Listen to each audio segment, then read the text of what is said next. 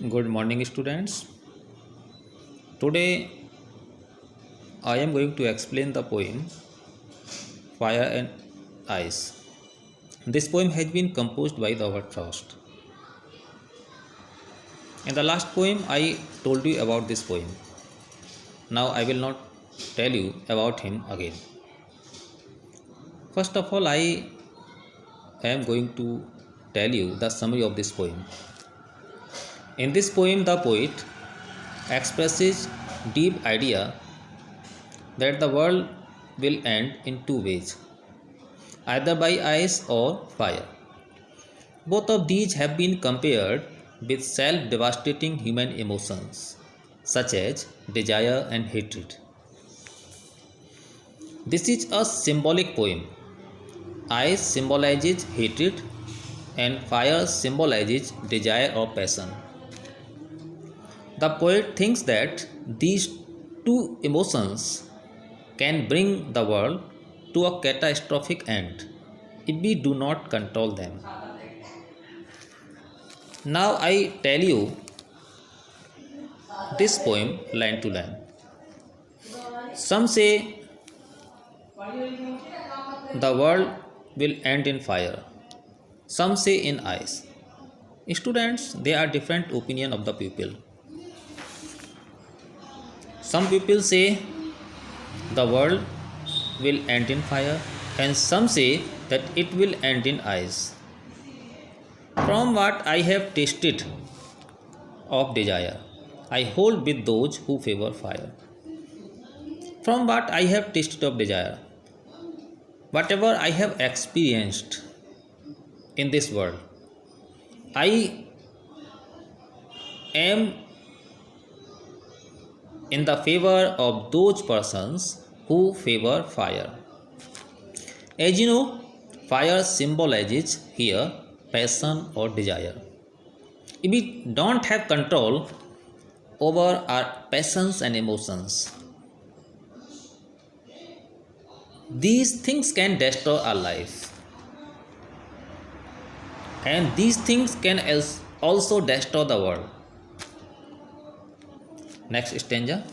But if it had to perish twice, I think I know enough of it. But the world, it means here world. If the world had to die, perish means die twice, I think I know enough of it to say that for destruction ice is also great. Here the poet want to convey, want to tell that hate is also sufficient for the destruction of the world. It means hate works like slow poison. If we hate any person, we will do something or other to destroy his her life. It is also slow poison. Now I want to discuss some literary device here. As we see here, in the first line, some say the world will end in fire. World will.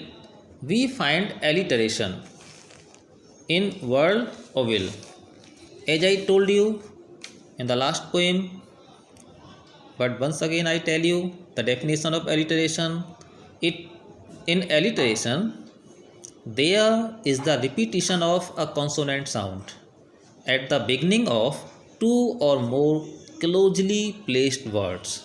As you see, students, in the first line, world and will, you can see here two words. These two words have started with consonant W.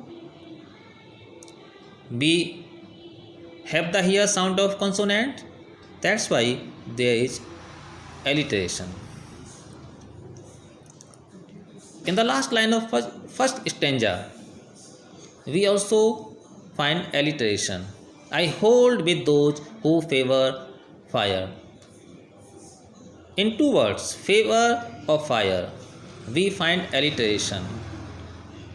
These two words have started F. है ना? We find alliteration in this line.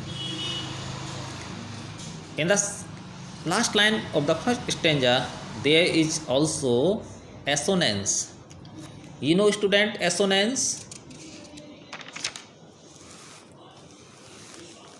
In assonance, there is the repetition of vowel sound in same line. The repetition is at different places in different words. I read the line. I hold with those who favor fire. Hold or those. In two words, we have the sound of O. Hold those. So there is assonance in this line also. Now I tell you enjambment. As I told you, enjambment, you can see here, from what I have tasted of desire, I hold with those who favor fire. Continuation of the line to the next line is called enjambment, as you see here. Okay, continuation of the line to the next line without any punctuation mark is called enjambment. So we find the enjambment from what I have tasted of desire, I hold with those who favor fire. Anaphora. Anaphora is also a literary device. I tell you what is anaphora. The repetition of a word or expression at the start of two or more consecutive lines. As you can see here, in the beginning two lines, some say have been repeated here. So we find anaphora in these two lines. This is the explanation of the students, and I hope that you will be able to understand whatever I have explained about this poem. Thank you. That's all, my dear students.